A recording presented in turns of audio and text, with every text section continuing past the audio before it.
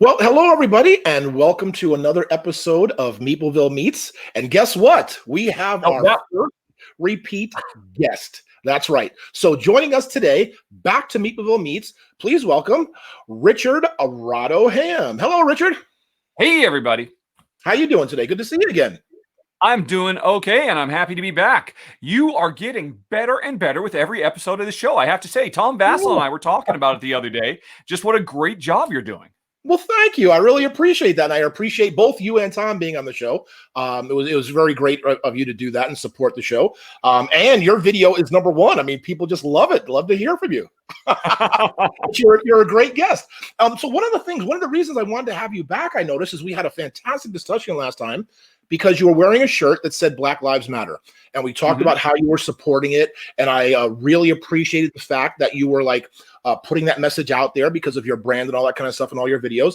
And then I noticed all of a sudden, I still see you have a Black Lives Matter pin there, but now you have a shirt that says no more guns and end gun violence. There we go. Or no more end gun violence specifically. No more. And so I just wanted to talk about that a little bit. I wanted to hear what your new kind of platform is, or not new platform, but an additional platform, I should say, about ending gun violence.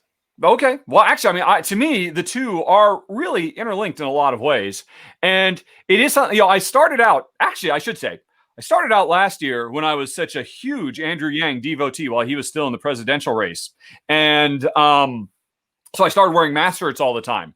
And I was really afraid that was going to get me a lot of pushback because I was infusing politics in my show, but everybody seemed to be fairly cool with it. And then I got a couple more Yang shirts, like in the LGBTQ version of Humanity First. And that was all fine. And, and then George Floyd's happened. And I decided, as we talked about in the last episode, I need to step it up. I mean, I've had success with this other stuff in the past. Let me put on a Black Lives Matter t-shirt. And the world exploded, you would think, from the amount of stuff that came my way. And I thought about stopping, but I'm like, no, whatever pushback I'm getting is so inconsequential compared to what so many people, live every day. It's the least I can do to just keep putting on the shirt and just keep trying to normalize the message. And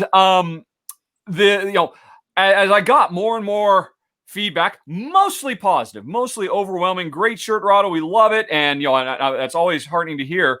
I would get some, we talked about this before, what about isms about, well, what about this? And what about that? Are you going to wear a shirt for everything? I'm like, maybe I should. So this was the second shirt to make it into my rotation. I also have a Make America Green shirt and a Free the Uyghurs Tibet and Hong Kong shirt that I'm starting to cycle through just so that I've got, all the messages I care about are represented on my show because, again, I think it's in all of our best interests. We are all humanity. We are all interconnected. The suffering that somebody else feels, even if we don't feel in our day-to-day lives, it still reflects on the world we're in, and it will come out and touch us at some point. So that's the least I could do to try to champion these messages. And this one is very near and dear to my heart. My dad was a huge gun nut. When he passed on, and we found out just how many guns he had, which we, ultimately sold off because we had no use for any of them. I was shocked. I thought I knew my father for most of my life, and I didn't realize that there was this whole other side of him. But then I started talking to my mom, and my mom, who's the sweetest, most liberal person you can imagine. She said, "Oh yeah, I really like him too." She grew up. She was actually in her teen years a state champion for marksmanship with rifles and stuff like. And there's a picture of her in the local newspaper as a teen girl brandishing a rifle. And it's like, oh my gosh, this was so eye-opening to me because I've always, I'll admit, like any red-blooded American, of course I like gunplay in movies. I won't deny I grew up playing cowboys and Indians, which of course is problematic in its own right, but playing with play guns, I never thought twice about it. But as an adult, I've always been so taken aback by their power. Their destructive power, but also, it's almost like they're celebrities. It's almost like America is a gun cult on some level because it's so deeply ingrained into, as many would like to point out, into the Constitution. Although not really, it was an amendment, but still. And it's part of our manifest destiny that we took this land with a gun on our hip and all of that. Yeah, and, but Richard, hold on. Okay, because I want to I want to really dissect this issue a little bit, and I want to stop you for a second because you made a statement before you go on that I want to explore a little bit, and of course we're going to continue this conversation. But you had said how your mother was very liberal, this and that, but you're like, wow, she loved guns. Yeah. So my question is, why, in essence, are you saying, or did you believe that somebody who's extremely liberal couldn't or shouldn't like guns? Because do you see what I'm saying? It seemed like no, it's a fair point. It's a fair point. Okay. And it was like we talked about this on my last appearance on the show too. I mean, I am still learning new things about myself, about my family, about the world every day because I'm still trying to keep my eyes and ears open. And and that could include my own biases. I mean, my natural assumption. Actually, if you'd asked me about my dad, I wouldn't have been sure. But my natural assumption would have been that my mom would have found guns abhorrent because there is a preconceived notion that, if you're left leaning, you're out to try to take all our guns, because that is the narrative that the NRA has drilled into people's heads for so long. And my mom, who is very left-leaning, I think I probably get a bit of that from her myself. I mean, obviously, I'm a child of nature and nurture. She nurtured me. It probably helped me find my path in life. I just had this natural presupposition. And to find out that, no, she really I mean, obviously, she has problems with what they are doing with modern society. But her response is, yeah, they're just really a lot of fun. And she had a great time as a teen, and I think it continued into her college years, just shooting guns for fun. And she was telling me about how, late in my dad's life, my dad was trying to share, kind of reinvigorate that love with her and taking her out to the gun range and stuff like that. Now, it was very shocking for her, I think, to do that because, her time as a fan of competitive rifle shooting in her teen years, that was all with, just like low caliber 22 rifles and whatnot. And the first time she actually felt, a 9mm or a 357 or something like that and fired them off. I mean, I don't know what your experience or your hands-on with guns is, Tim, but I've actually done a fair bit of shooting at the range as well, mostly for research from back when I was making video games. And I made a lot of games with guns in them, and I wanted to be, it's ironic, man. I should say I have no prepared statements today at all. I'm just jumping all over the place. That's totally fine at all. But so it was in video games, and my first big hit was Siphon Filter, which was at the time a very bloody, violent gun game. I mean, I was trying to recreate John Woo style, gun ballet in video game form on the original PlayStation. And my wife, to this day, she just kind of like shakes her head every time she thinks about a lot of our early success in life was born on the back of making a very violent gun-toting game. But the ironic thing is, when I originally made Siphon Filter, I had never fired a gun in my life. I didn't know anything about guns other than what I'd seen in the movies. And the way I designed them in the game was made them more like movie guns than real life guns. And it wasn't until I'd worked on Siphon 2 and Siphon 3 that I actually went out to a gun range and spent a day shooting it like, oh my gosh, the power. It's just shocking. The first time you hold a gun and you pull the trigger and you're expecting it, you're braced. But I mean, it's like there's a little freight train in your hand. And I totally understand the rush. There's no doubt that there's a rush. You feel that power emanating through you. You feel like it's an extension of you. And I can understand from my limited exposure why it's almost an aphrodisiac for some folks. I mean, that it's so compelling and so engaging. And, obviously there's so much about gun culture and customization and all the latest technological things. And there's a whole society. There's people wanting to get together and share their appreciation and love of guns. And right. But hold on. All the rest of it. Yeah. True. However, and again, I'm glad we're having this discussion because I want to try to really, get this out there. So, I just want to make sure that with what you're saying about, yes, people feel the power and all this kind of stuff, that there are plenty of other things in life that people feel the same way about and have the same passion for. So Yes. guns, you're not saying, I mean, are you saying that they're a little bit different? And there is just a little bit of feedback coming back. I don't know if you have your speakers. Oh, wait, hold on a second. Let me, is that better? Yes. Oh, no, actually, it'd be you bouncing back. Are you okay? It's still there. Just a tiny. All right, then. Is it good? Yeah, it's good. Okay, good. Cool. I can still hear you. I just had my volumes up to 80. I just dropped you down to 50. Okay, good. So I hope we didn't miss the point there, but you do agree that there are other things in life that people have the same passion for, feel all this kind of stuff that guns are, but are you saying that guns are different than anything else? I would say, yeah, anybody can get obsessed about anything. I mean, look at you and me, Tim. We are obsessed with look at what we're sitting in front of. That's true. It's human nature to find something that you get really passionate about and really define yourself by it. And I think that's a good and healthy thing. I mean, I've talked in the past about how I think humanity as a whole would be better off if the first question I didn't ask you is, well, what do you do for a living? But instead, what do you do for fun? Because I think that defines us more. And so, on one level, guns are just another thing you can get really enthusiastic about. Yeah. But the problem is, these things aren't literally built to kill people. That's the purpose a gun serves. And so, being an enthusiast for something whose sole purpose in life is to kill and destroy life, I do think there is a problematic element to it. Although, I'll be honest, it wasn't until I lived in Texas for a few years that I really started to come to grips with that. In my 20s, I didn't think twice about it. Like I said, I made a super hyper-violent game all about shooting and killing people and racking up the body counts. And it was interesting. When I was in Texas, because before I was in Oregon, which also has a very strong gun culture too, but I just wasn't really exposed to it. In Texas, there was a news story I watched that was really shocking to me about the very, very high percentage of highway patrol stoppages that led to the driver brandishing a gun against the officer, and how that high potential, because I mean, I have no idea what the statistics are.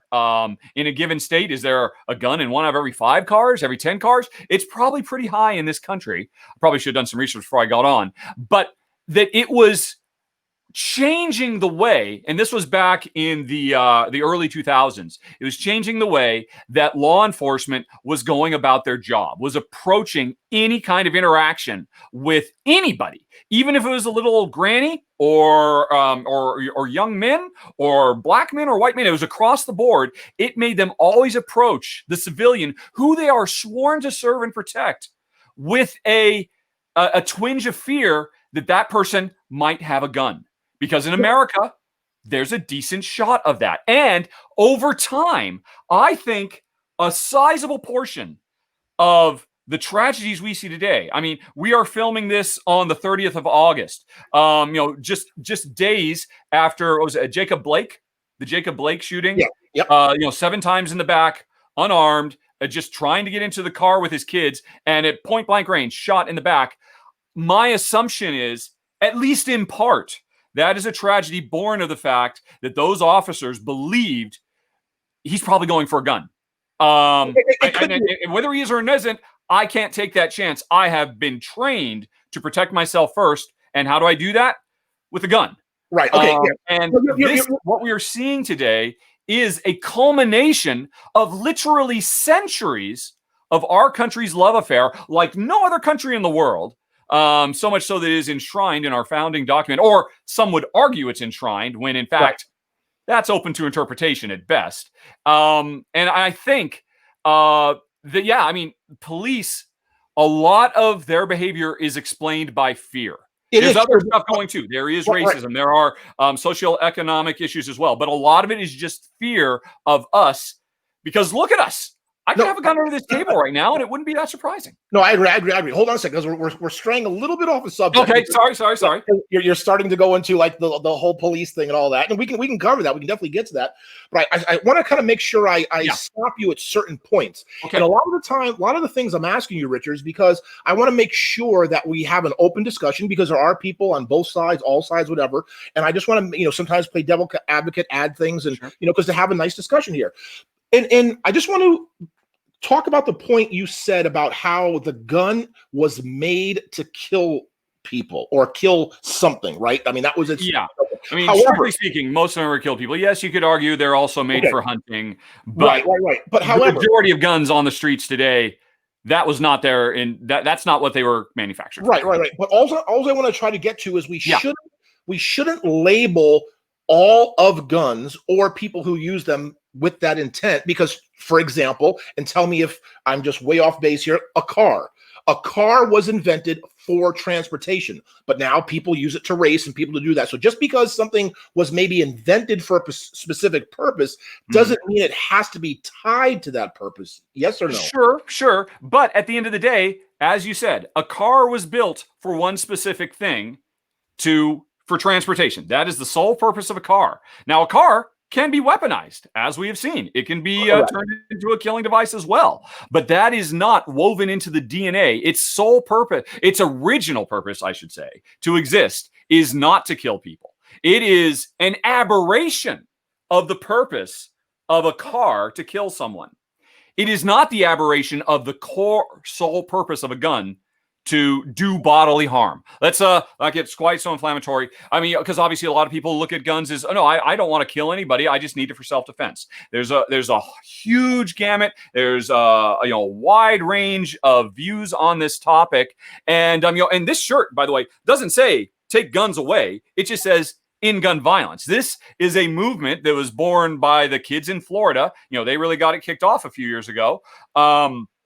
And which is less about trying to take all our guns, trying to trample all over our constitutional liberties. This is more about just common sense gun safety that the rest of the world, or not the rest of, but a sizable portion of the rest of the world has kind of gotten down to a pat. And what was it I forget what it was in the UK. There were some major gun massacres in, was it the late 80s or the early 90s? And so the UK government, instead of saying, nope, well, there's nothing we can do but offer our thoughts and prayers, they banned handguns. And the UK has very strict and stringent gun restriction laws, which is why cops in the UK, in England anyway, walk around without guns. They don't need them because you don't have a heavily armed populace. You don't have a populace that has been raised to believe it is literally their God-given right to carry guns for self-defense, because they really don't need them. There's outliers, of course, but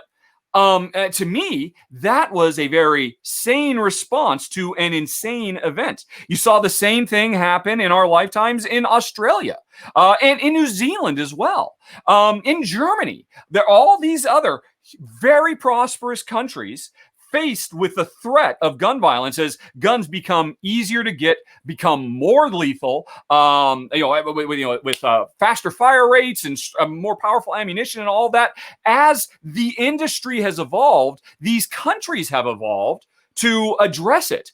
We have not. We have dug our feet in and done a few minor things. I mean, there are some gun checks, but they are easily gotten rid of. There's no checks on ammunition. Of course, anybody can get ammunition anytime they want. Right. So we just have as a culture, we have a love affair with guns, and I would present that is problematic to have a love affair. It's like saying we have a love affair with sarin gas. I am sure there's probably some scientific use for sarin gas other than killing people. I don't know what it is. I literally just grabbed another deadly thing that humanity has made. Okay. And if we as a culture said, oh man, we got to get our sarin gas on, the rest of the world would look upon us in horror. What's wrong with those Americans? And they do with our view of guns. I know this because I lived in Europe for 15 years. Right. Yes. No. Okay. But okay. So here's the thing. Yes. Guns exist. They are out there. Plenty of people misuse them. Yes. Plenty of people don't misuse them. I should say a minority of people misuse them as well. Okay. A minority of, but here, the vast majority of gun owners, I'm sure. I don't have the statistics, but I would bet money the vast majority of American gun owners are very responsible with their guns. Oh no, absolutely, and I would agree with that too. Yeah. But here's the thing: what we're trying to get to is what your shirt says is the ending the violence. Okay, so here's the thing, and I don't know if necessarily there's a direct correlation between the amount or proliferation of guns with violence. Would you say they are hand in hand? I would say, I would think it's a pretty safe corollary to say increased availability of lethal firearms can directly lead to increased fatalities. The easier it is to get a gun, the easier it is to harm someone or to harm yourself for that matter. That's another form of gun violence, by the way. True. Is just how incredibly easy it makes people be able to make an irreversible decision in a moment of despair. That they probably wouldn't have gone to if it wasn't just sitting right there in the drawer and under your kitchen sink. Right. No. Okay. So I got you right there. So now I want to try to really make sure that we sort of stay on topic and we talk about ways to maybe end the violence, because yes, we can sit here and maybe talk all day about guns and how they kill and all this kind of stuff, but let's maybe talk about a potential solution or probably see. I'd like to bring up 2 points in this thing, and we can discuss them in any order, but I'd like to try to get to both. Number one, the sort of availability. It's like we know where guns come from. We know the people who make them. We know who makes the bullets. So you would have to argue that it starts there, because we know how we can stop it, per se. I mean, there's still guns out there, you know what I mean? But we know how they're made. It's not like grass where it's just wild and people can get it anywhere. No, guns are made. We know where they're made. So that's number one. Yeah. Second is, to me, I think one of the big things, and we found out a lot about these mass shootings and stuff, is healthcare, which is mental health. So I'd like to really talk about 2 of those things as they directly relate to gun violence or ending gun violence. And I'd like you to pick which one you'd like to start with first. Whichever one you like. There you go. Is mental health care issues around gun violence, and was it availability? Well, yes, because again, I've always thought, well, wait a second. We know where guns are made in a factory. So if regulations are there, like, hey, you can only make X amount of guns, or every gun has to somewhere put a laser thing so you can trace it back. I mean, there's ways to do things. I mean, that's a whole other discussion, but we can sort of modify the amount of guns that are coming out because we know how they're made, where they're made, and all that kind of stuff. Yep. So. I totally. I mean, at the end of the day, let's not forget, the thing that's driving all of this is money. It is the fact that, the guns are a very lucrative, they're very expensive, and the NRA's sole purpose is to ensure that people continue to buy guns as much as possible so gun manufacturers can continue to be hugely profitable. I mean, there's no 2 ways about that. That's what's driving all of this, and they have just found an easy niche because of the Second Amendment that they can piggyback off of. And that's why any reasonable attempt at gun control is fought so virulently tooth and nail, because at the end of the day, it's not about personal liberties. It's not about your God-given or your constitutionally appointed rights. It's about, well, that could lead to less sales for us. And that's a problem. I mean, because here's the deal.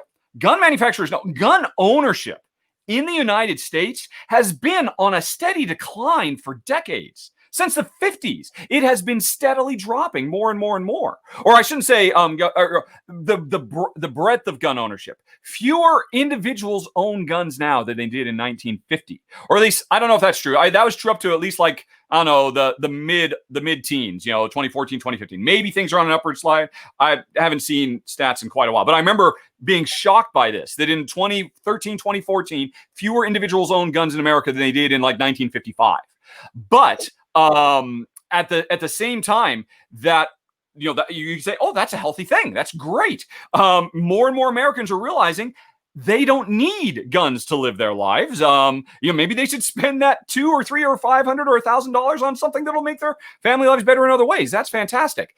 The gun manufacturers know this too, so they want to continue to make profits in a capitalist system. So what can they do? Well, let's stoke the fires. Let's get that smaller and smaller audience to buy more and more and more guns. You remember the huge spike in gun sales before Barack Obama came into office in 2008. Obama's going to take our guns, and overnight sales skyrocketed everywhere. That wasn't a ton of new people going out and getting guns. That was just existing gun owners grabbing more of the same because they were afraid it was going to be taken away from them. And those fears, those irrational fears, are stoked by someone trying to make money, because you just always got to follow the money. I hate to be so cynical, but in this case, it seems pretty straightforward. And, the reality is there are so many common sense things that could be done. Like getting back to ammunition. I remember a few years ago, I don't remember the specifics. There was a thing that California was trying to pursue, to every single bullet casing getting some kind of what was it? It was something about bullet casing getting identifiers that would tie them. That's what it was.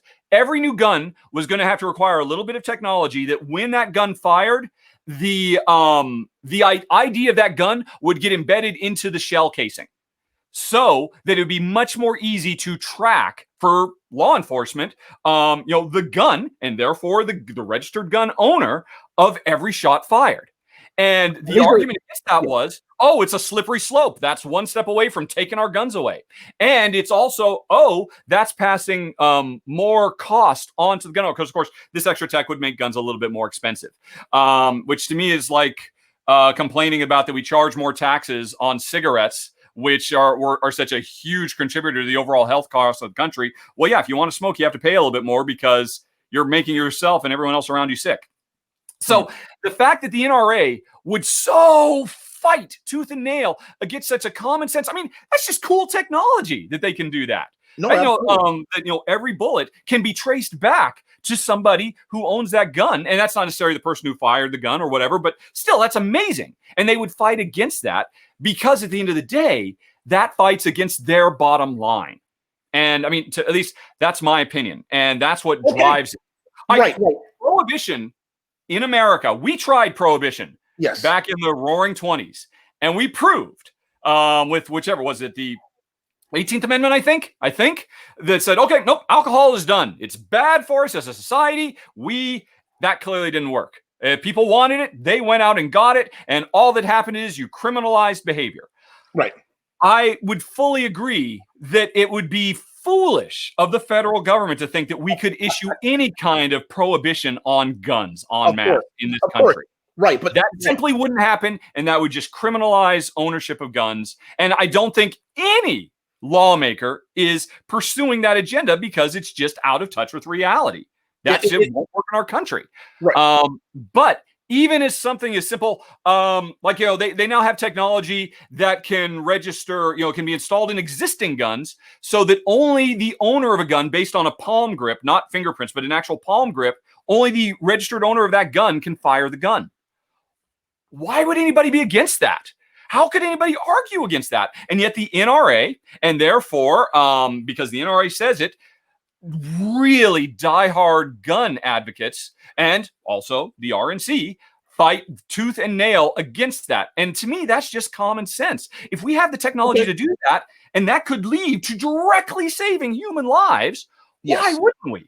I agree with a lot. I agree with a lot of, and that's what I've always thought too. Like I was saying, we know the factories that make the guns, the bullets, and all that kind of stuff. So there are ways and all kinds of stuff. True. So, but what I do want to sort of is maybe put a stamp on a certain point about what you're saying and what we're talking about. So inherently, I do agree about how it's the corporations, it's capitalism, it's about making money. And you also made a good point, which is a fact. The vast, overwhelming majority of gun owners and people who do like guns and participate with guns are great people, good people, responsible people, all that kind of stuff. My parents were. I think my parents were great people. Right. So the truth of the matter is, it's not necessarily a people issue that people should not maybe be allowed to have guns or use guns, because it's more or less the corporations and sort of systemic, like we talk about systemic racism with Black Lives Matter, gun misuse or gun proliferation has become systemic, correct? Yes, I would say so. There are a lot of things we could talk about. We could talk about open carry laws and, the kind of psychological impact that has on you if you go into a Taco Bell and there's somebody walking around with an AR-15. Honestly, to me, that is unacceptable in modern society. At some point, we probably have to talk about the Second Amendment and what it really means. But at this point, I am happy just siding with the Supreme Court, who said, you know what? Yeah, maybe it was originally about militias, but we'll extend it to just saying home ownership. That, that it will allow for that. Open carry laws, just walking around the street, brandishing guns, trying to intimidate through that power rush that you get from holding a gun. I mean, it makes you feel strong. It emboldens you. It makes you feel unaccountable. That's the psychological impact. When I've held these things, I've fired these things. I think there's a lot of things. Personally, having lived in the UK for almost 10 years, and we talked about this. I know you love it too. Yes, we did. I love, their very common sense response is, well, look, okay, we appreciate you want guns. A populace of England and Scotland, and to a lesser extent, Northern Ireland because of the Troubles and all that. We appreciate, and Wales and all that. We appreciate you want guns. Here's how you're going to do it. Because these are deadly, dangerous things, you've got to prove to us that you can handle it. This is no different than a car. Cars are potentially dangerous, deadly things. And you and I have not just had to pass a very simple, tick box background check to be able to drive a car around wherever we want. We had to get training, and we had to prove that training had sunk with us before we were allowed to get a license that would let us drive a car on public streets. That is correct. Nobody says that that's outlandish or unreasonable, because cars can be very dangerous. You know what's more dangerous than a car? A gun. And yet we fight as a society tooth and nail against just a similar licensing structure. I mean, they fight tooth and nail against even simple background checks or closing the gun show loopholes and all that, which is ridiculous. Mm-hmm. But it's equally ridiculous to say that, you need more time and training to drive a car than to own and fire a gun. They should be equivalent. And that's, to a certain extent, what the UK has done. You right. have to have an extra, and I believe you have to keep re-registering, just like with your driver's license. You have to re-up your driver's license every once in a while. You have to do that in England with guns as well. You have to keep on re-upping your license. And then on top of that, they say, right, okay, you want a gun. We'll give you the means that if you really want it, you can get it, but you have to prove that you can handle it responsibly. There's nothing like that in our country, and there's just no good reason for it. Right, true. But they say, now, what do you want to do with this gun? Right, but again, you want to kill people? No. Then you probably don't need a semi or full automatic, military style rifle, do you? Because you need that if you want to kill somebody. True, but if you want to engage in target practice, you can have a gun that looks like that and feels like that, but only shoots 22s. Which, make no mistake, 22s can be lethal as well, but they are so significantly less lethal than full. Ammunition that we can just get. I could get online right now and spend $100 and get 200 bullets, and no one says boo. And it's just right here. I got 200 ways to kill somebody. Now all I just need is the gun, which is not going to be hard. So I love that because it treats the gun with respect. It recognizes that the guns are powerful and that they should be wielded appropriately, and that you should have training in the same way you have training to do anything else that has the potential to harm someone in our society. And they say, okay, you've got the training, you've proven it. Now, do you want to protect your farm from foxes? Okay, you can get a shotgun. But I think it's like no more than I don't know. It's because it's like 2 barrels. You can have a 2-barrel shotgun. Do you want to have target practice? Well, you can do that just fine with a 22. Do you want to have a gun that you can carry a pistol you can carry in your back pocket? No, you don't need that. Right, but that's again, not something you need in again, your life. It's one of those because as soon as we let you carry a pistol around in your purse, then everybody can carry around your purse, and then it becomes a self-fulfilling prophecy that you need it. If we don't let you carry that around in the first place, then you don't need it. Right. So they ban handguns. They ban semi-assault and full military-style rifles. They let you have anything you want if it's a 22. They let you have shotguns. They let you have sporting rifles because that's so. Well, there's a whole different subject about. Oh, yeah, we don't need to go into that. I'm sure you're familiar with your time too. But that's mature. That's just grown up, and that is a system that puts people over profit, and it puts pride over the gun makers' livelihoods. Right. No, I agree 100%. I mean, I'm with you there. Yes, and I don't see any reason why people would argue that. And again, we have to admit that a lot of the bad stuff, a lot of the crimes and things that happened that are gun related are by, I would dare argue again, the vast majority are either by untrained, unlicensed, non-responsible people, whatever it's I'm not quite sure. Anyway, stuff like that too. But people who are trained but live in fear. Right, but here guns create a atmosphere of fear in our society that that's you true, might have, and I should draw first. The one thing I may not agree with, and I'd like to talk about it because I could maybe I'd like to just maybe rethink it or thought about it. But like you said, I'm not sure I agree with you should only be limited to X amount. You want a target practice 22. You want the kill foxes a shotgun, because it's the same argument could be made for you and what's sitting right behind you. You know what, Richard? You don't need another worker placement game. You don't need that. Get a deck of cards and be happy. Was a worker placement game built, constructed, and sold for the sole intention of murdering human beings? No, Rich, I understand, but what I'm saying is, if you're making the slippery slope argument, I just don't know that it holds water. But continue. I'm sorry, I interrupted. No. The argument I'm just making is if all of these systems are in place for what you're saying, responsible, so why shouldn't that responsible, licensed, trained person be able to increase to get any kind of firepower that they want to if they are that trained, professional, responsible person? That's what I'm asking. I mean, we could go slippery slope in either direction. But I would argue there are all kinds of things that we are by law not allowed to have in our society. True. And some with good reason, some with bad. I'm all for complete drug legalization. I think it's absolutely ridiculous, the war on drugs. But you and I have spent our entire lives in a culture that has been fighting a war against drugs, that has been issuing prohibition against drugs. And while that's certainly wrong-headed, because again, if you go all the way back to the demonization of marijuana and all of that, again, it was money. It was the fact that you had this basically wonder crop that was hurting cotton sales. So we have to villainize marijuana. And that's basically what leads to our society we have today. It always comes back to how can we make money? It's crazy. Oh, I hate saying that out loud. I really don't want to be so cynical, but it's kind of hard to avoid sometimes. But I do think it is reasonable that if we are a society of laws, that laws can exist for the greater good, and that there are certain sacrifices we as citizens can make to ensure the greater, the life, liberty, and the pursuit of happiness of everyone.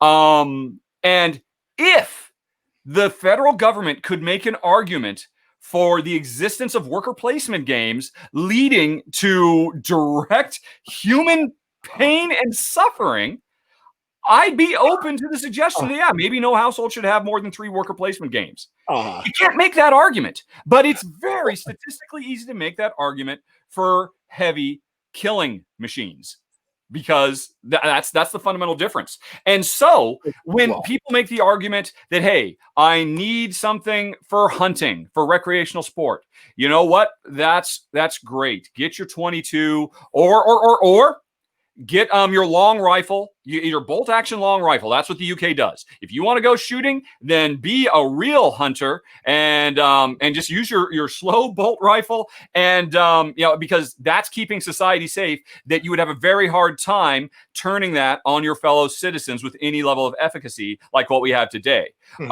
So that's fine. Go ahead and do that, says the British government. If you need to protect yourself from pests, that's fine. You can have a shotgun, because really you can't do much with it. If you show up in Trafalgar Square with a shotgun that you have to keep reloading every 2 rounds, you're not going to get very far. That is a compromise that British society has made to say that, yes, we know that you want to be able to fire, 100 rounds a minute or, 20 rounds a second, because, that's just something that you enjoy for fun. And we will give you a compromise. You can have one of those. It fires 22s. Keep it at a gun range. You can't carry it around in the middle of downtown London. We will compromise with you, let you get that thing that you want, that thrill, that rush, that sense of excitement of going full auto on a target at a firing range, i.e. being responsible. but in a way that doesn't directly lead to, or that certainly cuts back on the potential for widespread human suffering. Well, yes, in a sense. However, at the end of the day, I just want to make sure we don't stray off topic with the also. end. Actually, before I go any further, I should say I point to England as a great best case scenario for the USA, which is completely not even remotely achievable. I should, in case that wasn't clear. Right. I mean, to me, that's a great. They have achieved amazing results if you compare and contrast their gun deaths per capita versus ours. It's incontrovertible. I know that's impossible with our culture versus theirs. Although, to be fair, Australians had a pretty similar "we love guns above all else" culture too, and they were able to turn themselves around. I don't know why they could and we couldn't, but that's a topic for sociologists to discuss, I suppose. Okay, but now listen. But I want to throw this back at you. Okay, If you're saying, okay, there's a limit, boom, X amount of guns is this. My question is, again, to make sure we're staying on topic with the end gun violence, how is that, whether or not somebody can get an AK-47 or not, how is that directly relatable, or how does that end or stop, diminish gun violence? This is where I'm not quite sure. Like you're saying, like holding water, holding the argument. How is that the limitation on the scope of the weapon going to end the violence? Well, you have to then take a look at the particulars of the violence itself and what comes about, because it's not like, I'll just keep using the England as the gold standard. It's not like they don't have criminals. It's not like they don't have bad actors who feel compelled to do harm to others to further their own ends. Crime is a universal human condition that's true everywhere. And yet, it's incontrovertible that when they do not have ready and easy access to military-grade firearms, that directly leads to fewer gun deaths. It's interesting what England worries all about all the time, and there's a much brouhaha and sturm and drag and arguments on both sides, is knife ownership. That's what they're worried about. That's what they have political battles about, is, are you allowed to carry a knife?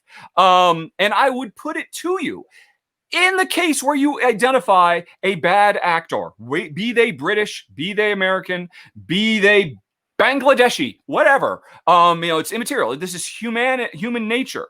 If they are prepared to harm others and they have ready, easy access to a more efficient tool to achieve their ends, it's getting back to board games.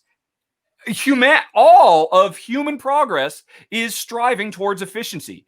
If I am prepared to hurt someone to get what I need, should I do it with a knife or should I do it with a gun? Well, if they're equally available to me, I'll choose the gun. I'm going to do it anyway. If the gun is not available to me, then I'll go with the knife. And as it turns out, I can't do as much damage in the same amount of time to society with a knife. No, I agree 100%. But the only thing that I think is, to me, the main sort of solution to what you're talking about isn't necessarily the type of gun. It is, I think, to solve the problem, correct me if you don't agree, or I'd like to hear your thoughts, is the chain of command, as we talked about. That is the solution, because when any type of weapon, whether it's a one-shot weapon or a 22, like you're saying, gets in the wrong hands, that is, we know by facts, statistics, whatever, that is the vast majority of not responsible people, because the majority are good. They're good gun owners, all that kind of stuff. But when they get into the wrong hands, they are misused. So it's more a chain of command problem than it is an actual type of weapon problem. I would say, why not both? There's no particular reason not to address both. The chain of command, as you suggest, I'm not saying, oh, look, we solved the problem by taking guns away. One, because we fundamentally can't do that. I mean, That is totally off the table. Like I said, I'm drawing parallels to England. That's just idealized inspiration that we could take for, or at the very least, data points so we can see, look, if we were to remove guns by and large from society, this would be the result. And the result is pretty fantastic. However, that is not going to happen in our society, period. But it doesn't mean we can't take that information. And it's what I was talking about. What can we do within the confines that our culture will allow for? And there are many, many things we can do. One is, stop making it a state's issue and make it a federal issue. The amount of leeway on a state-by-state basis, what is and isn't allowed in some states versus others, is ridiculous. This is definitely, guns kill indiscriminately. It doesn't matter if you're Coloradan or Californian or Floridian, they'll kill you all the same. And so that seems to me to be something that should be regulated at a higher level. Much tougher. Crimes committed with a gun, obviously having a gun tax more time on, but I think there's a lot more that can be done. I mean, that's certainly another thing that England is very, very aggressive about is if you have a handgun when you commit any crime, that's an instant fine. Some states do this, some states don't. I would say this should be something more across the board. At the same time that we are emptying our prisons of all the ridiculous drug offenses that we have, I'm more than happy to say if you bring a gun to a crime, you are clearly, indicating intent. And now, to be fair, I know things like this exist on some laws in some states, but not everywhere. The complete inconsistency about concealed carry and open carry, stand your ground laws. What's Wisconsin? That's what everybody's talking about now. The castle law or the castle doctrine. Every state handles this a different way, and it's absurd. It was one thing, hundreds of years ago when we first started out, that we were just a weird mishmash of little fiefdoms or fiefdoms, all these different states, and we all had our different way of approaching things. We're a big country now. We're a big boy country, and we can set big rules for ourselves on a high level. And so I would certainly like to see that being something that's stressed. And using technology. Every time another piece of technology comes along that can make guns, not eliminate guns, but simply make them safer, as a culture, as a society, instead of fighting against it, how about we embrace it? How about we get excited about these things that technology can do to limit the danger that we all live in? No, absolutely. So the other question, the point I was talking about, because it's the 2 points I wanted to make were sort of that old expression where they say, guns don't kill people, people kill people, right? I would amend that to people with a gun kill people. Right, but okay. People without a gun generally don't kill people very often. Right, but the fact is, you need the marriage. You got to have a person, you got to have a gun. So what I'm saying is we're talking about how you think the gun part of ending the violence should persist. Chain of command, blah, blah, blah, laws, all that kind of stuff.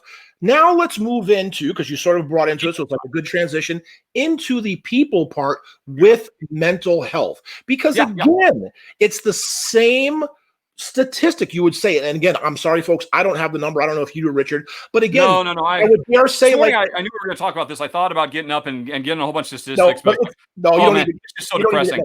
Right. It's just so depressing, Tim. But the point I'm trying to make is, again, I'm probably the vast majority of violent crimes with guns or this, that, blah, blah, blah, are either irresponsible or people who maybe have a mental health issue. Because again, there are great gun owners, they're responsible. The vast majority are. So let's talk about how the mental health aspect with the guns can help end gun violence. Well, I mean, to me, that comes about, as we talked about last time, we are both Anglophiles. We both want to grow old and die in England, in the sunny rolling hills of Devon. And so I always end up going back there. It comes back to more than just a cursory, let's just have the FBI do a quick background check to, see if you have a criminal record or what have you, or just go buy a gun at a gun show and no one's going to say boo. And you can there's nothing stopping anybody, period, if they have the money, from getting a gun in our society. And that's ridiculous.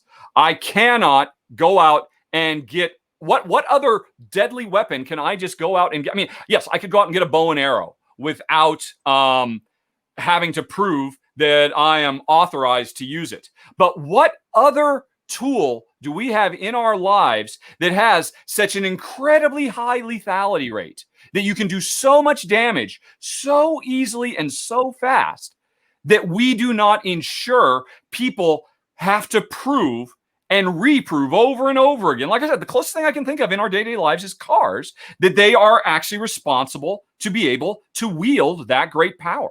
Right, but let's not. I don't know. There must be something else. I'm having a hard time coming up with something. I said sarin gas earlier. That's a ridiculous one. There's probably really good ones. We can't have nuclear bombs either, of course. But let's not put the chicken before the egg. And what I mean by that is yes.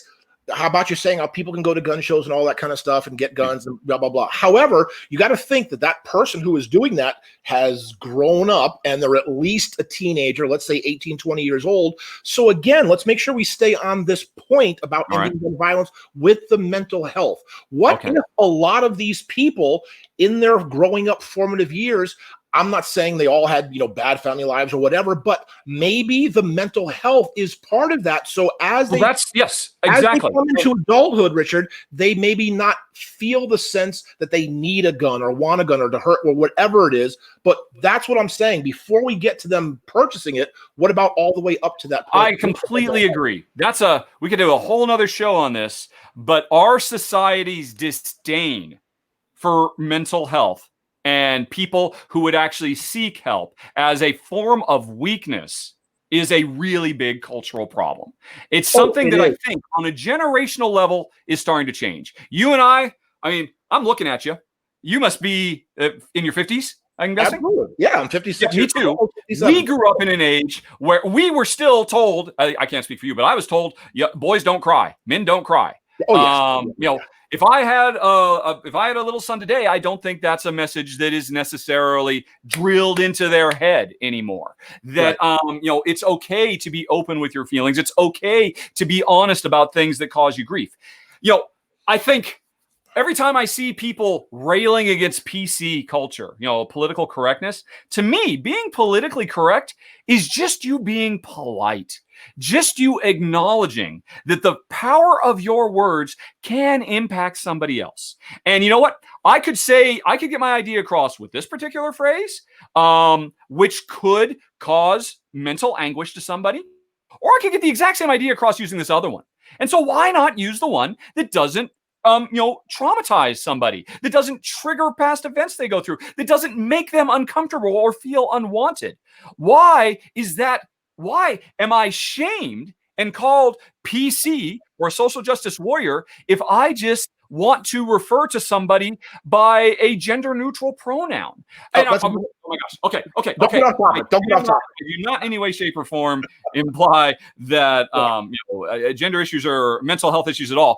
It's just more about, look, we can be aware that other people are going through things. And rather than dismissing it out of hand as saying you're different or you're weak, how about we embrace them and say, well, you're you. And if you're having problems, how can I help? And if that could be more of our first go-to in responding to someone that's different than us, that thinks differently than us, then we could have a society that is more open to the fact that, having a therapist in your life, there's nothing wrong about that. Right. Nothing wrong at all. They are not a sign of weakness, and you should just suck it up, buttercup, and I have it tough, and you don't see me taking a pill. You know what? We all have different things going on. And so yes, just societally as a whole. I will admit, I'll admit my own bias. Every time I hear some 20-year-old say that, I was talking to my therapist about this, and I can't stop myself. In my head, I have you're 20. What do you need a therapist for? And then as soon as that goes through my head, I say, shut the F up, head. That's right. You're from a different generation, and that's bull to think that. That is totally unfair. And I just, no. I am happy for whoever it is that's talking in whatever video that they have recognized that they just wanted a little help. They wanted someone to talk to. They wanted somebody to help carry that load. Right. So We are again, social animals. We're all in this together. Yes, I we are. shouldn't think ill of you if you approach things in a different way than I do. And so, wrapping all that back to the gun issue and mental health, in a society where admitting to or acknowledging or recognizing any kind of mental health issue is a sign of weakness, that primes us to say, as a society, well, okay, that's all just malarkey. That's not real. This is all just PC nonsense, and it's okay. Go on ahead and give Randy a gun too. And it's like, I think the complete and total divorcing of the mature and responsible allowance for the use of that sort of firepower is divorced from the reality of the lives people lead because of these long-standing tropes that we grew up with. And that I cannot say enough how happy I am that I do think this is generationally something that is changing, that we are becoming. I mean, Sopranos is an incredibly important show because it helped normalize in a tiny way the idea of therapy for the ultimate tough guy. Tony Soprano needs therapy. Maybe it's okay for me to get therapy too. Yes, and maybe it's okay for me not to be ashamed of the fact that I need therapy. Right. And and if we can address that on a person-to-person basis and on a societal basis too, we can have a more healthy gun management or a policy as well. Absolutely. Mental health is very important. So now I want to go ahead and continue this conversation. And folks, in case you don't know, Richard and I know each other well, and we have conversations, and we want to be open and talk about stuff. So I'm going to drop something on you. And no. I was told there would be no dropping.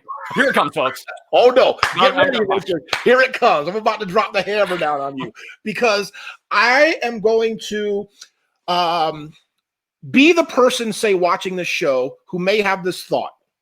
And I'm like, okay, he talked a lot before about the NRA, capitalism, making money, blah, blah, blah. That's what it all comes down to. Well, he's a big hypocrite because, let me finish now. He worked for a video game company that he fully admits this game with bloody violence, shooting, all this kind of stuff. So the hypocrisy comes in, you promoting this gun violence. Now, okay, now we're on the issue of mental health. We talked about the gun. We've sort of not really resolved that part of it, but we had the physical part, the gun part. We moved over to the mental health part. Now, you, by what you did with the company, making this video game, making a lot of money, we talked about that before, you helped proliferate and sort of normalize, maybe dehumanize the killing of people, the usage of guns. So how would somebody watching this, or maybe I'm just going to ask you the question, how would you answer to, in essence, a little bit of hypocrisy because you made money off of gun violence? I would say guilty as charged. Make no mistake about it. I would say I am not particularly proud of that element of Siphon Filter.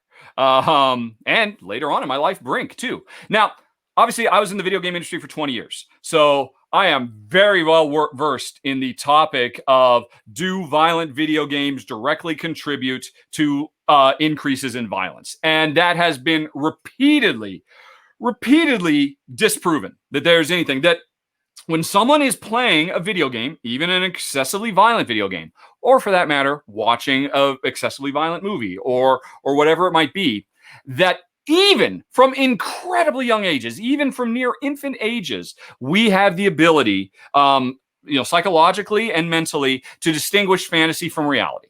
So, and I've always believed that. And, again, the stats back it up. However, what I have also, not always, because I'll admit, in my 20s, I wasn't thinking about this. I was just thinking, yeah, guns are cool. Let's make a cool game. Definitely. This is something that I have grown into and grown up with. What I think is repeated exposure to violence doesn't make us more inclined towards violence, but it does make us a bit more numb to violence. It does make us, as a society, much more comfortable with watching video from downtown Portland of really violent, horrific acts of people doing stuff against other people, or downtown or in Wisconsin or wherever you want to pick, and say, yeah, that showed them. And I do think that there is a problem there. That repeated exposure to violent acts, because seeing other people do it, it is still removed from me. I'm not going to do it because I played a lot of Call of Duty back in the day. Doesn't mean I'm going to start killing people, but it means I'm not quite as taken aback when I see similar things in real life on the screen. Right. And I do think that's a problem. And I do think it's something that my former industry has never wrestled with and really should.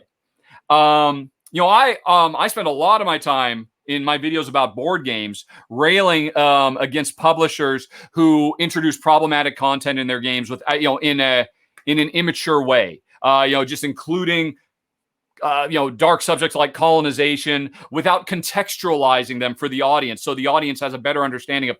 Let's remind ourselves what we're doing here when we're playing. Pick any colonization game you want, Endeavor or what have you. Oh, actually, that's not fair. Endeavor does actually make it clear. Endeavor does a good job of it, I think, but most games don't. And I will often point out that the onus is on the publisher to inform their audience that, hey, yeah, we're not going to shame you for having fun playing this game. We're proud of this game, but we do think it's important that as you are consuming this game and you are enjoying this game, that you have a greater appreciation and understanding of what this game represents. And I do think on some level, I'm not quite sure how, but that is something the video game industry could reckon with as well. Yeah, but hold on a second. Okay, I will. Because, okay, we're going to go just a little bit more because we're at an hour. I don't want to make these videos too long for people to lose attention, but there's a lot of stuff we got to uncover. But I'm almost hearing a cop-out and a justification. Okay. And I want you to tell me why I shouldn't be hearing that, because I'm almost Where do you hear it? I'm hearing you saying about how, like you're saying about the colonization of the board game, how the publishers say, oh, but here's the context, don't feel bad about playing it, that you're going to be saying the same thing as the video director, whatever for your company. Oh, you know what? Here's a disclaimer, because you're shooting and killing people. I don't know the disclaimers do it. Okay, so all I'm saying is it sort of sounds like a cop-out. Go ahead, kids, kill people, shoot people with the guns, blow them up, but don't equate that to real-life gun violence. That's our disclaimer, but I'm still going to stuff my pocket with tons of money. That's not what I'm going for, though. Have you seen the new HBO show, Lovecraft Country? I have not. Okay. Well, I won't do any spoilers. This is a great show. Yeah, if you don't mind, really hardcore horror. Okay. And lots of gory violence and stuff like that. But if you're at all familiar with it, it is basically set in the 50s in America, and it's about a black group of characters who find themselves basically thrown into the middle of a Lovecraftian Cthulhu-esque horror story. Right. But it is told against the backdrop of Jim Crow era 50s American racism. Right. And it basically combines these two elements. And the interesting thing is there is a very early scene where the characters are talking about, I used to really love reading Lovecraft. I grew up loving it, and it was really great. And I mentioned Lovecraft specifically because of the association with board games. There's so many popular board games that are put out every year because the Cthulhu mythos is public domain and everybody loves it, and it's just kind of become a thing that our industry really gravitates towards. Right. But completely ignores the origin of the Lovecraft mythos with his extreme racism. And this show, on a symbolic level, by melding the horrors of his works with the horrors of the world that he created them in, one, I think, works on a almost subconscious level. But more importantly, there's an early scene where they just directly come out and say, by the way, in case your whole life, they're not talking directly to the audience. They're using each other's characters as a proxy for the audience. Let me tell you just how racist he was. Let me tell you, what his mindset was when he created these things, so that when you continue to watch the show and appreciate the thrills and the terror and the grotesquerie of all that, this came from this particular mind. And I think contextualizing that with real impactful historical information, this is kind of what I'm talking about. I'm not just saying it's fine to say, by the way, kids, guns are bad. Just like it was no better in the 80s to say, this is your this is your brain on drugs, with the cracked egg and all of that. I am suggesting that it is incumbent on us to make the audience within the work itself appreciate what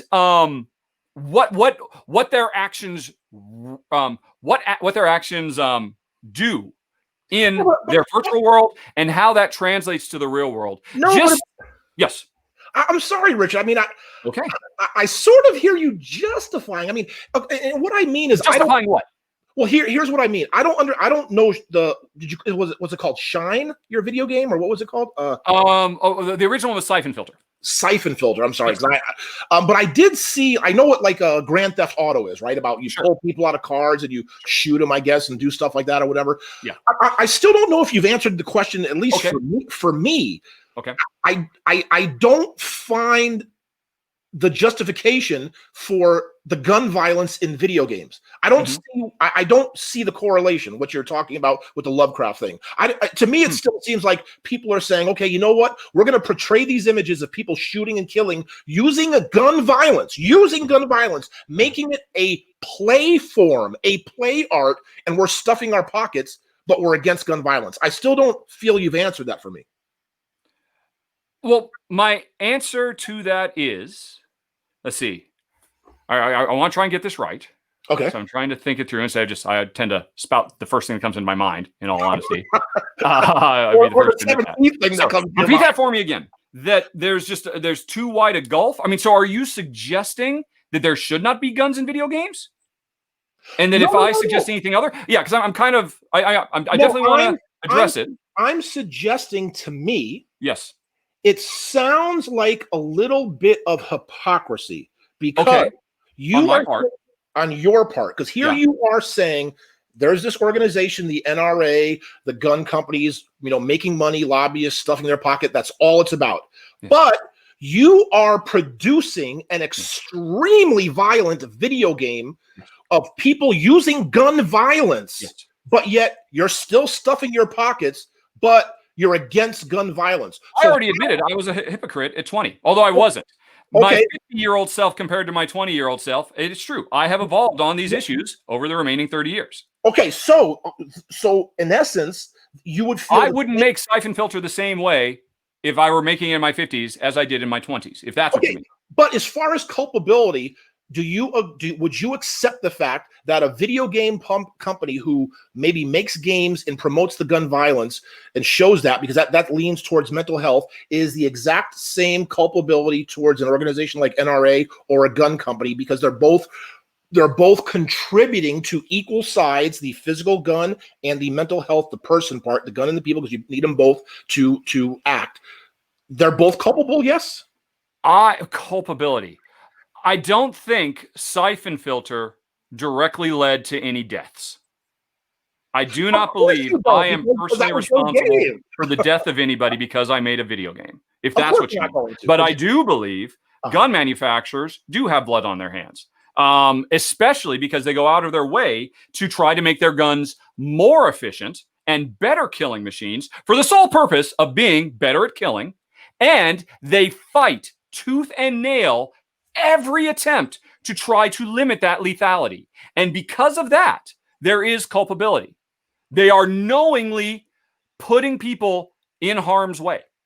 When I made a video game in my 20s, I do not believe anybody has ever cited Siphon Filter as a cause for any kind of direct violence.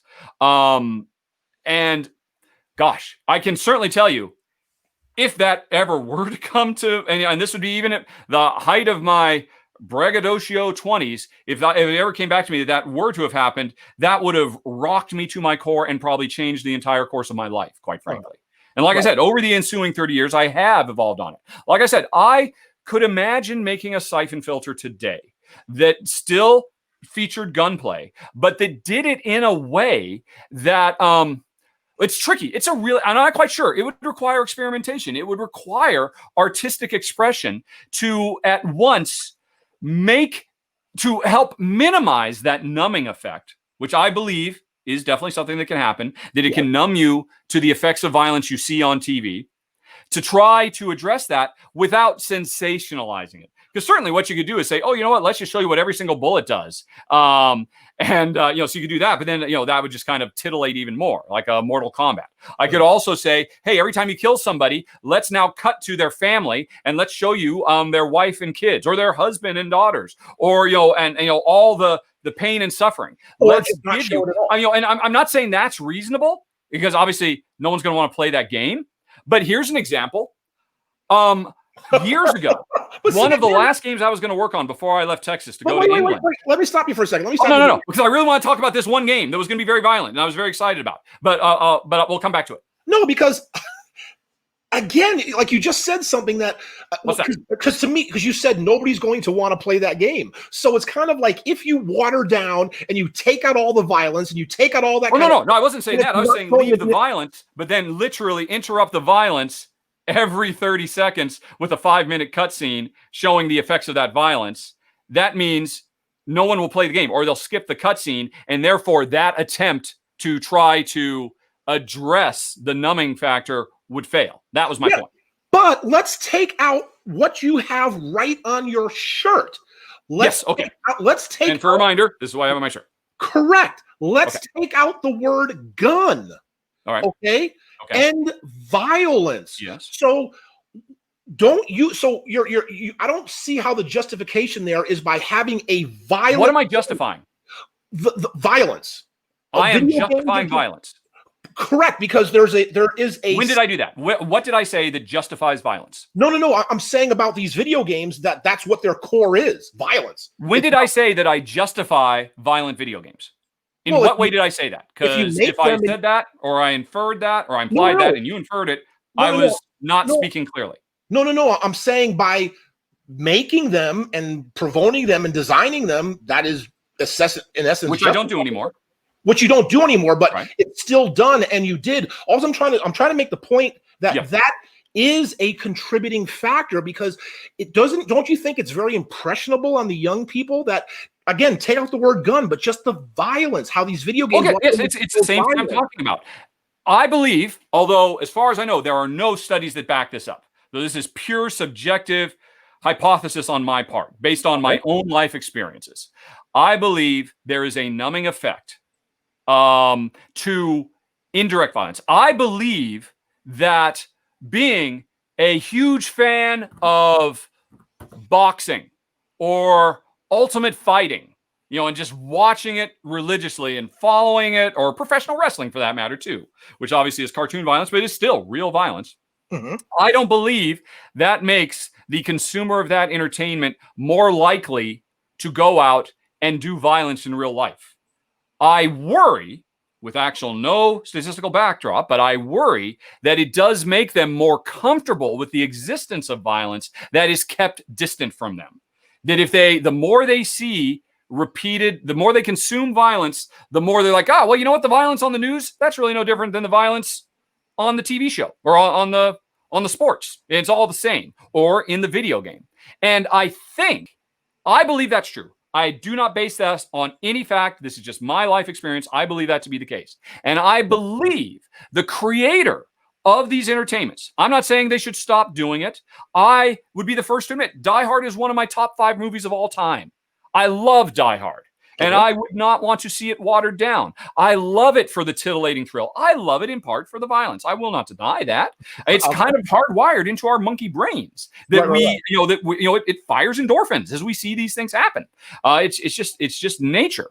But getting back to video games specifically, I do believe it is possible for someone who is creating these sorts of works to do it in a less casual way, in a less cavalier way. And I would be the first to admit, I was very cavalier about the violence in my video games. And I believe moving forward, it is possible for developers. And let me give you an example.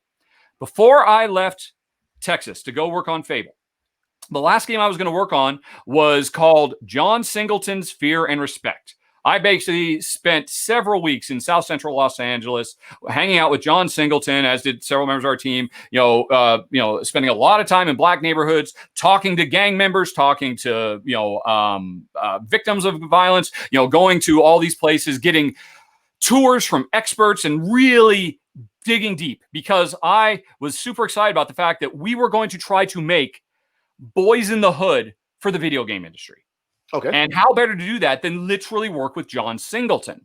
And he was actually going to bring in Snoop Dogg, and that was going to be our lead character. And I was super exciting. It was really, really amazing this was going to happen. And, and we spent a lot of time talking about, look, we don't just want this to be another game that just trivializes or, sensationalizes the violence. We want this to be real. But if we make it too real, no one will play it.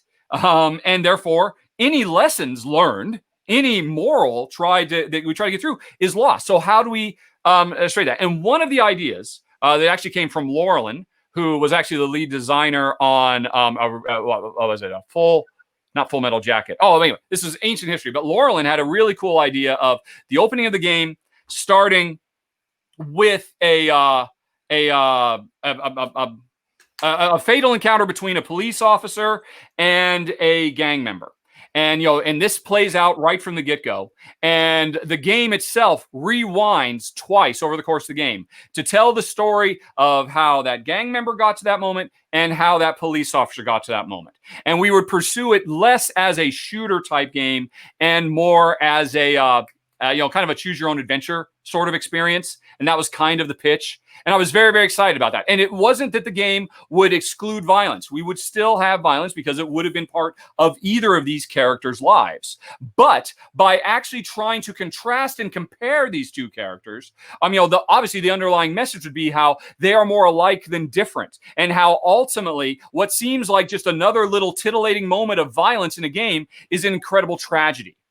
That was one pitched attempt to try to bridge having violent entertainment that isn't sensationalistic, but actually has something to say about that could maybe counteract that numbing effect. I'll go one step further. The last game I worked on, I started with a very violent shooter game. I ended with one, Brink. Although Brink was oddly significantly less violent than Siphon Filter ever was, even though, was that a reflection of me 30 years later? Maybe it is, maybe it isn't, but that was a game. It was a science fiction scenario where, again, right from the get-go, you choose two different sides of a conflict. It's kind of a post-apocalypse. There's this floating city, and it's cut off from the rest of the world. There are immigrants who have come here. They are over, there's not enough resources for everybody to go around. They start to revolt for better treatment. Obviously, you can see there are parallels to the real world that we were trying to draw. Actually, this was years ago, so we were actually trying to draw more parallels between Israel and Palestine. We were trying to kind of set this up almost you remember classic Star Trek, right? Trying to address social issues in the guise of fantastical science fiction. We were trying to tell the same story. And the whole point was you play the game through twice from each sides of the faction. And both times you spend your whole time in this little miniature civil war killing the other side. And our hope was, having played through both sides, whichever side you chose to play first, you would be presented with certain truths that seemed very straightforward and made every action you do justified until you played it from the other side. And then you saw from the other side, first of all, what they think they are doing is justified, and what we called them. Security was the founders, and regardless. So we were trying to do two sides of the same coin, and this was an example. Now, I'm not going to say it was successful. In fact, I can say it wasn't, because we had severe budget restraints and we weren't able to do near as much storytelling as we wanted to do, and we had to compromise and all that. But that was our goal, that we were trying to say, look, I'll be honest, we can kind of have our cake and eat it too. We can still have the Die Hard-esque thrills and fun ride, but hopefully, having gone through that fun ride, you wouldn't walk away from it with a 0.02% less likely to be impacted by violence you see on TV. Because hopefully it was violence that made you think, that made you reflect upon the violence that you yourself were a part of. To me, that is one, having done it now, very challenging to do. And two, responsible. It is the difference between 50-year-old me, although this at the time was 40-year-old me, and 20-year-old me, that I made a super violent series of games. And then I went off and I made cute platforms, and I worked on The Sims, and I did all kinds of stuff that was a million miles away from that. And I knew if I was ever going to go back at some point in my late 30s, early 40s, I decided if I'm ever going to go back to a shooter, it just can't be more titillating fun ride stuff like what I did back then. I have to do better. And so that's what I set out to do. Okay. And whether I succeeded or failed, I tried. And I do think that's something that all content creators can be more aware of. And I think, to get back to where I was, it is definitely something that is on the minds of the showrunners of Lovecraft Country, or for that matter, the showrunners of the Watchmen miniseries, also on HBO. Okay, I'm not saying I'm anywhere. I mean, I am not as talented as those people, as those creators, but I do think that is a way to address that hypocrisy. Okay. Again, we've covered so much. I just want to make sure we've covered a lot. And again, folks, thank you for watching these. I hope you're enjoying the discussions, because again, we're trying to like make sure, because I'm one of those kind of people. I like to hear all sides. I want to so we can have an open discussion, things like that. So in sort of closing out, Richard, because I want to sort of close this You're out. Getting off scot-free. I don't get to turn the talk back on you. But I guess this is your show. You're the interviewer. Yeah, but no. I know you were doing a lot of devil's advocate stuff and all of that. No. But again, it's sort of those kind of things. Just I do want to bring up, because how closing this out now. Okay. I want to kind of put these three topics, and I want you to kind of start from number 3, number 2, and I want to end with number 1. Okay. What they are, and again, I'm sorry, because there was a whole bunch I wanted to talk to you about, because I went to your channel the other day and I went to watch a video and I'm like, that's not Rahdo. I was like, who's that? Mini Rahdo. It's me with dark hair and wrinkles and a shave. Yes, I wanted to talk about that, because I'm like, because I know we talked about it before, how you were going to expand. We talked about a whole bunch of stuff, and now you did. And I was like, so we have. But anyway, we'll maybe do another video. I hope you can come back. At this point, I am your most frequent guest. You are, yes, you are. We'll see if I have to hold on to that title. Okay, so here we go. Because again, we were here to talk about another one of your causes, the end gun violence. Okay. So the 3 core things that I'm hoping I wanted to try to get out to the audience, things I feel passionate about, the parts of it at least, I think are the main cores of the discussion. And I think Richard does too. And depending on how you rate them, what we talked about, what you got, I hope you got something. Maybe you thought more, maybe you thought less, who knows? So the 3 parts of our discussion as far as ending gun violence, I took away as there are a people part as far as mental health. Yes. Okay. There is a mental health, and I would add to that just societal expectations around that. Sort of, and I'll tell you why. Okay, all right. So people, as far as mental health. Okay. The actual gun itself. Yeah. And number 3, sort of why I didn't want to include societal, is the systemic. And to me, that's almost a different. Okay. Yeah. Okay, because again, that brings in the Constitution. That makes sense. Yes. I should have waited till you got to your 3 before I tried to plunk. Yes, you should have. Yes, you should have. So because again, we talked about the states, having different rights, the federal, the Constitution, all that kind of stuff. So that's where I would cause these sort of societal, but the systemic part. So if you could, people, guns, system, start from the bottom. What would you think is the 3rd most or least? I don't know, number 3 out of those 3. Which of those 3 things need to be addressed with the highest priority? Is that what you mean?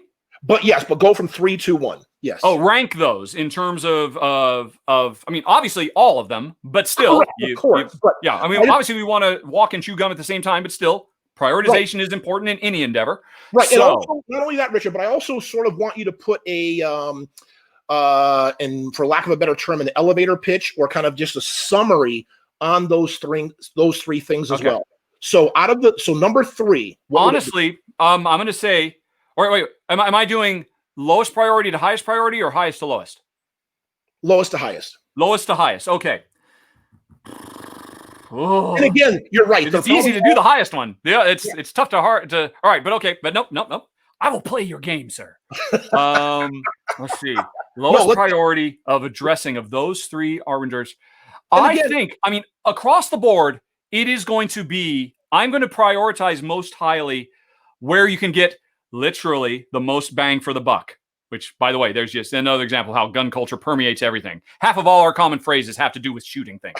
So the lowest priority, in all honesty, the thing I would put off a little bit longer is systemic issues, because those are going to be societal level, high level, cultural things, the hardest ones to break through. Those are the things that I don't know that you and I could do in our lifetime, even if we were president and vice president. Yep. These are things that are generational. Like I was talking about earlier, the generational acceptance of mental health as being just important as physical health.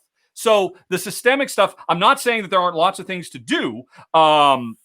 And it is, it's public awareness. It is less states' rights, more federalization of issues addressed. I didn't get a chance to. Okay, but anyway, so if that's my number one, my number two would be the people, because it's largely the same thing. I think whenever you're talking about human beings and behavior, there's just something that's kind of squishy about it. And it's hard to get your hands on it. And it's hard to try to come up with universal solutions to problems when we are all snowflakes. And I mean that in a good way, not in a disparaging way, that we are all unique and special. And it is very, very difficult to come up with universal systems that can apply to everyone. And so that's a much more complex problem that does need to be resolved, but is going to be tougher. And it's why I put the highest priority. And it's actually, I should have said this earlier, you have made me articulate something that I think I was just carrying subconsciously. The reason I focus on that more than anything else is these are just physical objects. These are nothing to do with human psyche or cultural norms that are huge, that are massive projects to deal with. Dealing with physical stuff is a much more approachable way. And my elevator pitch for that is, smart guy. Well, I mean, for my second one, my biggest elevator pitch is gun. A gun training. If you want to use a gun, you have to put at least as much work into being able to own and fire a gun as you do in being able to drive a car. At the very least, that has to exist on a federal level. And I mean, and that goes toward, but the health issue, the mental health issue, again, that's a more societal thing. I am happy to see every day, like I said, Sopranos is an incredibly powerful milestone show because it probably did more than anything else, certainly more than the Bob Newhart show, to normalize the idea that seeking mental health is a smart and reasonable thing to do. It's not a sign of weakness. That's a big part of it. But I don't know. Actually, I don't know this. Is there a psychological component to gun registration and ownership in the UK? I don't know if there is. I've never really looked into it that deep. I was just shocked when I got there and I saw, Bobbies don't have guns on their hips. How is this? And, I got kind of like a primer when I first got there. So I think those can be addressed on the medium level of trying to work with individuals, because the more we can address individual needs, that will ultimately bleed out into cultural stuff. But again, we can do more to control guns. We didn't talk at all about non-lethal ammo. If we can't get rid of guns. We cannot get them off of our streets. That's the cart has left the stable. But you know what? If they stop manufacturing ammunition, pretty soon the guns don't do anything. And if there were, I'm not saying this, I've not done any studies on this. I'm sure there are studies. I'm sure there have been pilot programs. And I'm not that I'm saying rubber bullets are the answer, because they can be lethal too, but they're a heck of a lot less lethal than regular ammunition. I could imagine a system where, as part of that step 2, as part of more thorough training and registration, you can have your gun and you can fire all the rubber bullets you want but if you want real live ammo, well, heck, let's go back to the Second Amendment and say, that's only for registered militias, which of course is what the real history of the Second Amendment is. It's not supposed to be everybody and their aunt can have a gun. It's supposed to be so that states can maintain their sovereignty against the federal government, and everybody completely ignores that. Or anyway, it's neither here nor there. But there are so many tangible things we can do to physical objects in our lives. And while I did say earlier that prohibition can't work, and I believe it can't work here either, we can do more for control. I mean, New York, what does New York do after people start realizing, look, we can use cars to drive into people? They know they can't outlaw cars, but they can put those pylons in that makes it very, very difficult to drive a car onto a sidewalk and run over people. But here's the thing. I just want to, sometimes I think, and again, just the way I see it, I don't want to bring up another point. We sort of got to the other, but no, because you keep bringing up about rubber bullets and ammunition, all kind of stuff. But again, to me, the essence of your shirt, end gun violence. Yes. A rubber the easiest way to end gun violence is to end guns. But a that rubber can't bullet happen. But a rubber bullet is not going to end gun violence. It is going to significantly curtail pain and suffering. In the same way that in the UK, giving everybody only 22 ammo, which is still lethal. If you get a headshot, if you get a direct hard shot, you can kill somebody with a 22 if you're relatively close to them. Right. But the lethality drops off so significantly. You live in Vegas. I'm sure you were living in Vegas at the time of the shooter that you had a couple of years ago, right? If that guy had been up in that office and he had access to all the guns in the world he wanted, but the only ammunition available to him was rubber bullets, he would not have done anywhere near the amount of damage he did. He would not have sown the level of terror he did. Right. And to me, that's the thing. Bullets are finite. If we stop them and replace them, if we start bending our technological know-how to something that allows people to still get, we talked about right up front, people want guns. I will admit, I've experienced it myself. They are just fun. They are empowering. They give you a sense of safety. They do a lot for you that could be viewed as positive. I'm not dismissing that. I'm saying there are a lot of things we can do other than take your guns away to end gun violence. True. End gun violence. This is a misnomer. I'm happy to pursue plans that will significantly and severely reduce gun violence. That's a good start for me. Okay, and again, I would just have your 1 and 2 switched, because to me, again, I'm just a big advocate again by living for mental health issues. For mental health, again, by living in England, how and it's pretty much all of Europe too, right? You work at, say, a gas station, 7-Eleven, I don't care what it is, but year 1, you have 6 weeks of vacation because that's mental health, right?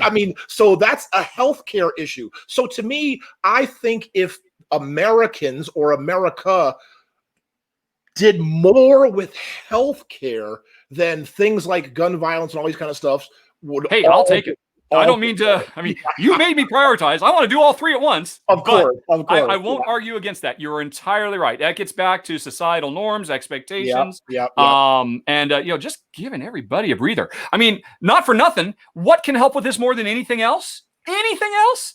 I got to go grab my math shirt. It's UBI. I'm the biggest proponent in the universe. I have been for years, ever since I first heard about it on the Cracked podcast of all things. That has the potential to so radically transform people's lives so they have the freedom to take care of themselves. What is UBI? And we need it now, or Universal Basic Income, sorry, is what UBI stands for. Oh, Universal. Oh, okay. Yeah. No, that's not Richard. Don't get that's like a whole nother topic. That's a whole nother show. See, folks, I hope you can see. People know I'm a Yang fan. I'm Yang Gang. I couldn't get out of here without I have to keep reining him in. He's driving down the highway and he wants to get off at another exit. You've seen my show, right? You've seen me do run-throughs. This is what you get if you bring me on the show, pal.